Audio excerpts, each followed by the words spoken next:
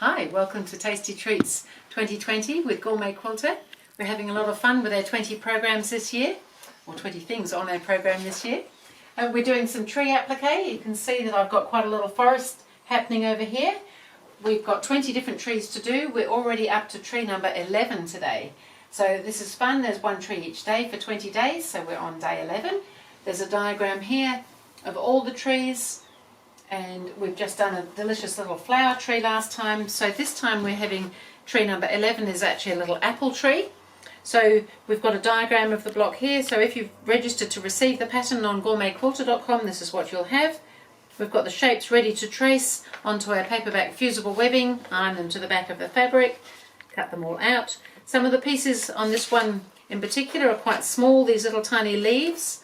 I find that these little tiny scissors are really good for that. They're the Perfect Scissor by Karen K. Buckley. They're really good for doing really tiny applique shapes. And the other thing is I'm using batik cloth because I find that works really well for this sort of applique when I'm doing fused raw edge applique. So it doesn't seem to fray as much as some other fabrics. So I'm going to go ahead and start positioning my pieces. I've got them all ready here. I've got a tree trunk, it's piece number 1, so it's going to go down first. And then I've got piece number 2 is the main part of the tree, and that's going to sit over the top of that tree trunk. Now just bear in mind that you are going to be possibly losing 1/4 of an inch all the way around with your block if you put it into something else. So make sure things are sitting fairly central as well. That's looking pretty good. And then we've got these little apples, and they've got a little leaf each. So there's 3 apples. A little bit oversized possibly, these apples, I think, but delicious just the same.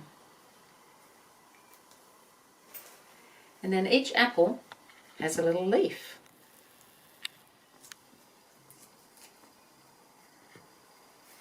So I might just come up a touch there.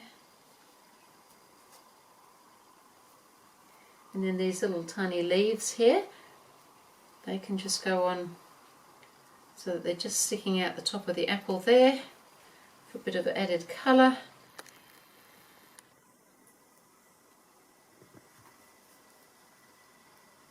And then we're going to be ready.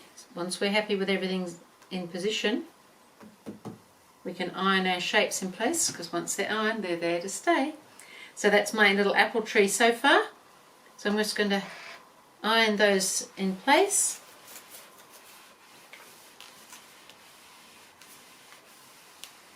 And because I'm going to do free motion stitching, I'm putting a stabilizer behind. So I'm just using a lightweight cotton batting, and because I'm using white fabric for my background, I have a white batting, and I just have to make sure there's no bits of coloured thread sitting in there when I place that over the top. And then I just iron that. It's not fusible, but it just holds better if it's been pressed together.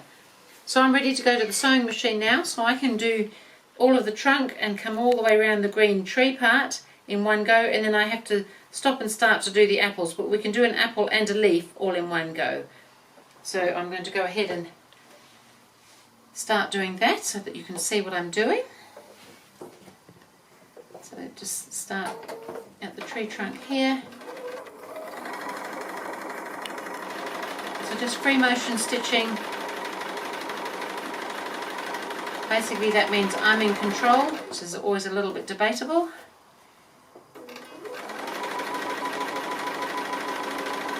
And then when I get to the tree, I'm just going to skip onto the tree and then stitch all the way around the green.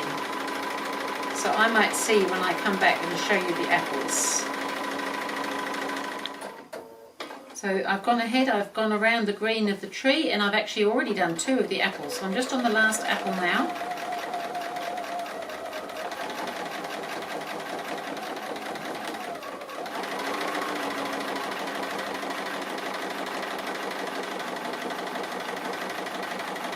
I'm going to keep going, and I'm going to stitch into that leaf while I'm here as well.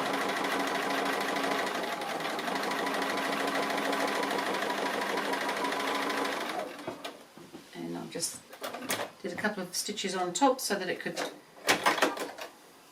block off, and cut my thread from where I started. And here's my very delicious looking apple tree. I'm just going to give it a quick press. And I can pop that in my forest. My forest has all sorts of trees in it. We've got flower trees, pear trees, tulip trees. Well, now we've got an apple tree.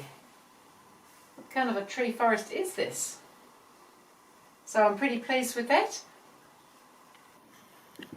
So that was tree number 11, and so if you're interested, please have a look on gourmetquilter.com. Otherwise, I will see you back here for tree number 12.